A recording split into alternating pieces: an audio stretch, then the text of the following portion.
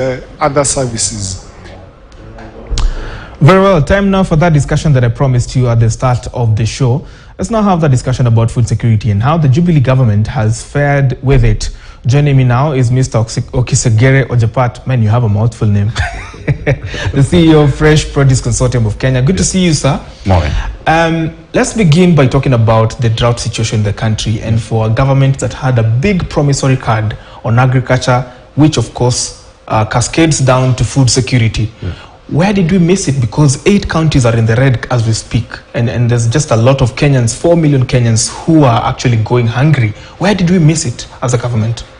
I will not pretend and purport to speak for and on behalf of government, but I'll speak as a Kenyan and a stakeholder in this industry. One, I must admit that sometimes we are very good at talking, but our implementation is just a mess. Okay. And for me, it's just people who are not serious. People who are meant to have fixed the infrastructure that allows us to fix the food security. We're not serious in following what we need to do. We must admit that our population is growing. We know that climate change is here. We also receive erratic rains, but a lot of rains in this case. And the example is the amount of rain we get per season, or even just per downpour. That rain, that water ends up in Indian Ocean, as if we have a contract to supply Indian Ocean with water that God has given us. And we have done almost nothing when it comes to saving water, because the world over, what people do is you harvest water at a season when we have water, and we use that water for irrigated agriculture. So we cannot be sustainable if we rely on rain-fed agriculture, and we know how erratic our rains have become. They either have too much or too little. It either comes on time, either late or early in the season. This is no longer the years we used to predict, that it will start on 15th of March and it will end up in this day. That has not happened. So what we need to do is very clear. The government has not done what they needed to do in terms of encouraging the infrastructural structure development and allowed the private sector to take the position of running it. An example is the infrastructure for Gulano Gulalu and all the irrigation schemes that the government had promised to revive. It's the business of the government to have revived them and handed them over to private sector to run the business. Because government is not in the business of doing business, is in the business of facilitating business. Sure. So that did not happen. And if it happened, then it has happened in a very little scale that then has made it impossible for us to produce sufficiently. Secondly, is that our cost of production is extremely expensive. And therefore, those who are supposed to be in food production have moved and shifted their investment onto something else. I rather trade than produce when I know I'm going to make losses. And the cost of production in this region is too expensive. So government failed completely in lowering the cost of inputs and in encouraging the private sector uptake for producing the food that we require. For that reason, our population that is high and our production that's going low has obviously given us a gap to fill in. And ordinarily, that gap then is filled by imports that are not sustainable. So that's where we went wrong. Allow me to start you off on that point where you left, on the cost of farm inputs, because we are seeing a lot of subsidies as we speak right now. And of course, we've been seeing these issues about imports and farm inputs and all of these things, both for factors of production or farm inputs, fertilizers in this case, and then also the issues to do with maize imports. Of course, we've been having trouble with our neighbors all the time. There's always a trade tariff that's always ban on imports and all those kind of things.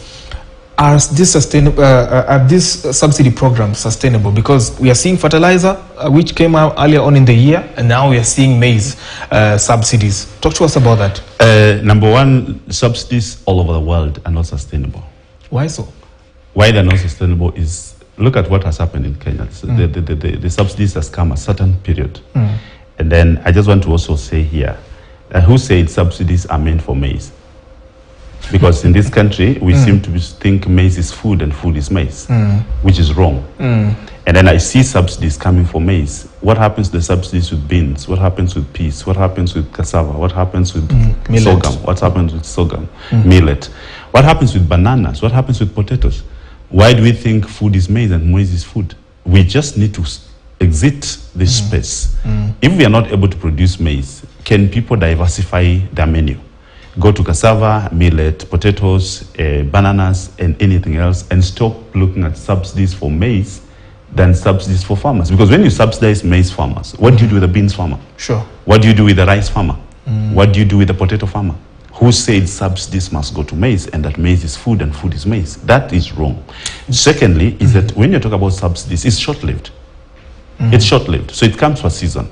I will want a situation where government then goes down and scraps what we call taxes that are associated with farm inputs. Look at the horticulture industry where I sit in.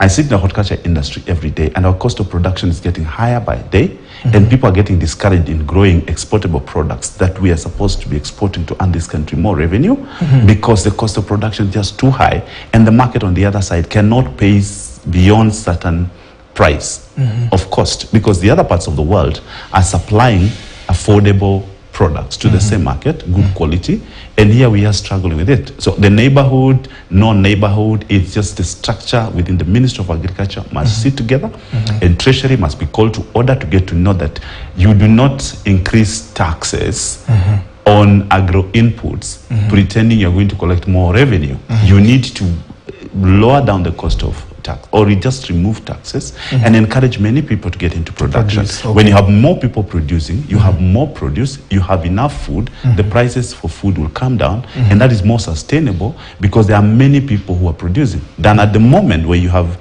very few people producing, and you also want to tax the same people. I mean, look at fertilizer. Today, fertilizer is at 6,000, 7,000 shillings, up from subsidy of 2,500.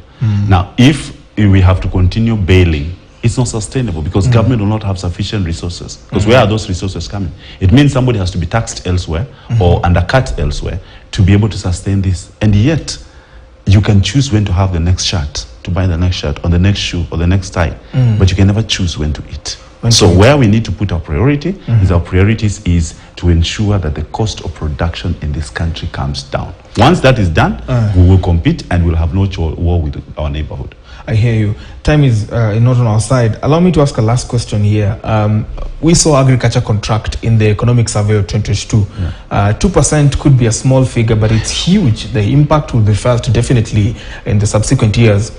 What are some of the new opportunities that perhaps farmers can consider now that things like maize are not sustainable, rain-fed agriculture is also not really sustainable in the long run, and such kind of things? Talk to us about the new opportunities of this that you see. First of all, let's agree that not all of us are farmers. And this thing of Kenyans thinking the only thing you can do is go to the farm. Farming is a science. And we must respect scientists and respect agriculturists. And respect extension services. So for me, first, we need to fix the extension services in this country urgently. The second thing we need to do here is look at what are we producing. If producing maize is not sustainable, let's look at other horticulture products that can be able to get ready within a short period of time. They have high value. We are able to get revenue.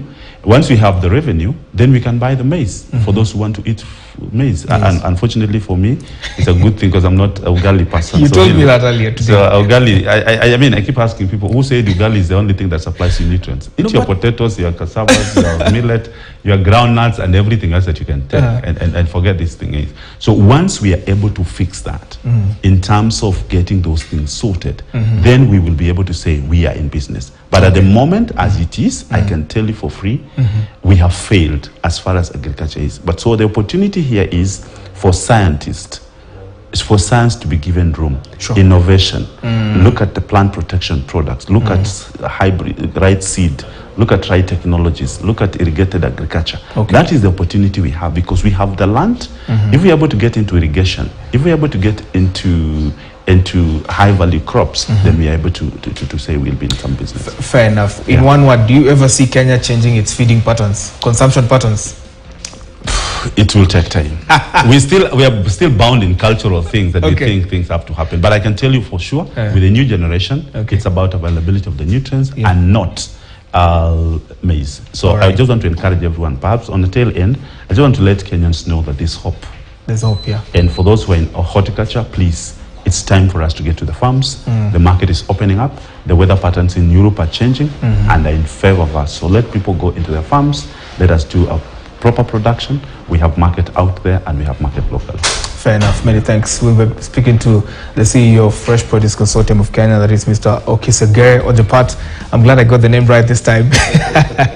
And that's why we end it right here on Business Cafe. We'll be having more of these discussions across the week. And of course, just unpacking to you what the Jubilee administration has been able to achieve in terms of its economic legacy. I'm Brian Dodotieno. Purity Museo is up next with News Center. Enjoy the rest of your viewing.